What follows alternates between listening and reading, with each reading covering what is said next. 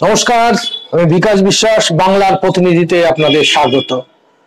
পশ্চিমবঙ্গের রাজনৈতিক মঞ্চে সম্প্রতি এক নতুন বিতর্কের জন্ম দিয়েছে জগন্নাথ দেবের প্রসাদ বিতরণ, যেখানে তৃণমূল কংগ্রেস এবং বিজেপি উভয় পক্ষই নিজেদের মতাদর্শিক অবস্থান ধরে রাখতে গিয়ে পরস্পর বিরোধী অথচ একই রকম পদক্ষেপ গ্রহণ করেছে, যার ফলে রাজনৈতিক মহলে প্রশ্ন উঠেছে বিজেপি কি আদৌ কৌশলগতভাবে এটা ভেবেছে নাকি তৃণমূলের ফাঁদে পা দিচ্ছে।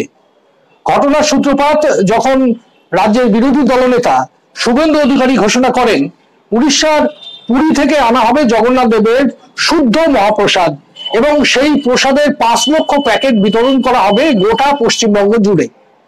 স্বাভাবিকভাবেই এই ঘোষণা ঘিরে সনাতন হিন্দু সমাজে এক প্রকার উত্তেজনা ও ধর্মীয় আবেগের উদ্রেক হয়েছে, তাতে কোনো সন্দেহ নেই।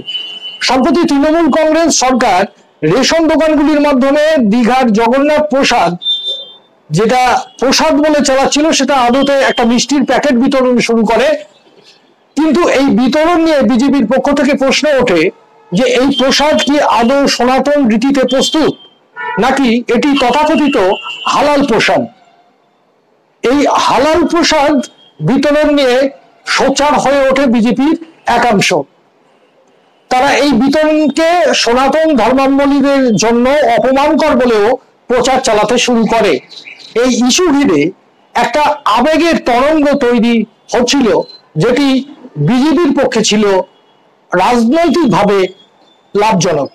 ঠিক এই সময়ে বিজেপি নিজেই উড়িষ্যা থেকে মহাপ্রসাদ এনে পশ্চিমবঙ্গে বিতরণের সিদ্ধান্ত নেয়। এখানে রাজনৈতিক বিশ্লেষকদের মতে বিজেপি নিজেকে বিতর্কের মধ্যে জড়িয়ে ফেলেছে। যে সময় তারা তৃণমূলের বিতরণকৃত হালাল প্রসাদ নিয়ে প্রচার চালাচ্ছিল, তখন নিজেরাই যখন প্রসাদ বিতরণের পথে হাঁটে, তখন সেই কৌশলগত বিরোধিতার নৈতিক ভিত্তি দুর্বল হয়ে পড়ে নাকি? তৃণমূল কংগ্রেস এই সুযোগকে হাতছাড়া করবে না। তারা প্রচারে অবশ্যই আনবে পুরীর মহাপ্রসাদও কি 100% নির্ভুল, এতে কি ভেজাল নেই, পরিবহন ও সংরক্ষণের সময় কি পবিত্রতা বজায় থাকছে।